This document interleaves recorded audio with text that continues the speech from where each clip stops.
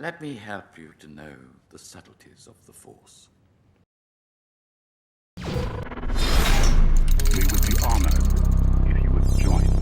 Hey everyone, I hope you've all been enjoying these videos on every clone battalion because they're a lot of fun to make. In this video, we're looking at Shadow Squadron, which I mentioned in the 104th video, so check that video out if you haven't seen it. In fact, I'm going to make a whole playlist just about everything to do with the different battalions for these clones in canon. Shadow Squadron is not a ground fighting force, but it's a starfighter squadron of at least 12 clone trooper pilots in service to the Republic Navy during the Clone Wars, but we only get to see them in 3 episodes of the Clone Wars show and in the Clone Wars film. They utilize the BTLB Y-Wing starfighters rather than the traditional ARC 170 fighter that most clones use. The BTLB is both a starfighter and a bomber, and is an early predecessor to the BTL A4 Y-Wing bomber that the Rebel Alliance would use years later during the Galactic Civil War, most notably during the Battle of Scarif and the attacks on the Death Stars. When we see the Shadow Squadron, they are commanded by Anakin and Ahsoka.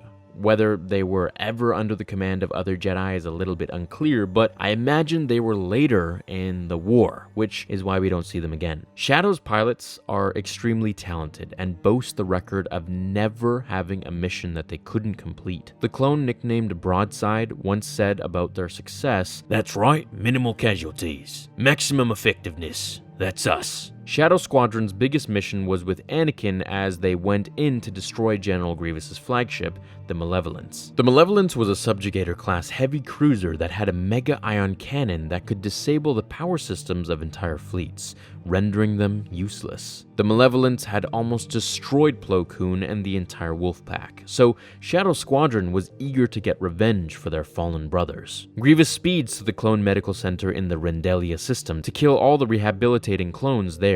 So Plo, Anakin, and Shadow Squadron have to get there before Grievous can. Anakin leads them through the super dangerous Balmorra run in order to reach the medical center before the Malevolence. It's a route that he had heard smugglers talk about while he was a slave on Tatooine. Little does he know, though, that the Balmorra run is an old smuggler's route which is so rarely traveled because of the giant space Nibre mantas that nest there. The Shadow Squadron prove their piloting abilities here to avoid the giant beasts and escape with their lives. Once Shadow Squadron makes it to the medical center, they engage the Malevolence in battle. They sustain heavy losses, more than they have ever experienced before. At first, they try to attack the bridge, but when that doesn't work, they attack the ion cannon and disable it. Without the cannon, the Malevolence is nothing more than a boat anchor with some guns, which allows Shadow Squadron and Plo Koon to badly damage the ship. As the battle rages on, Anakin and Obi-Wan board the ship to rescue Padme, who's a hostage on board. Once they rescue her, Anakin tampers with the ship's navicomputer, and they get off the ship. The Malevolence then tries to flee into hyperspace, but with Anakin's new coordinates, the ship crashes right into the dead moon of Antar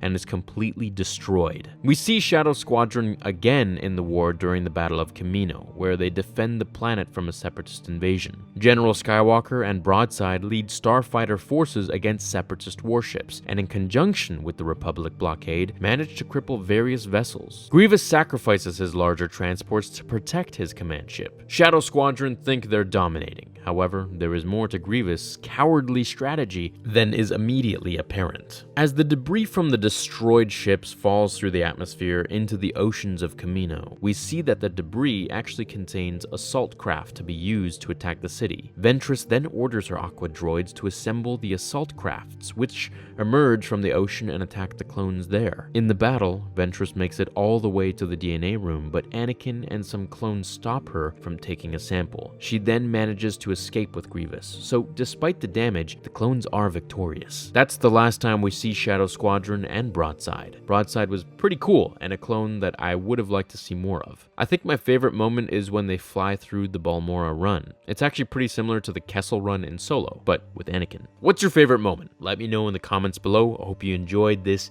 canon video, and I hope you guys want to see more, so let me know down below what you guys want to see, and I'll make it happen. Until the next episode, remember, the Force will be with you, always. Now, fulfill your destiny.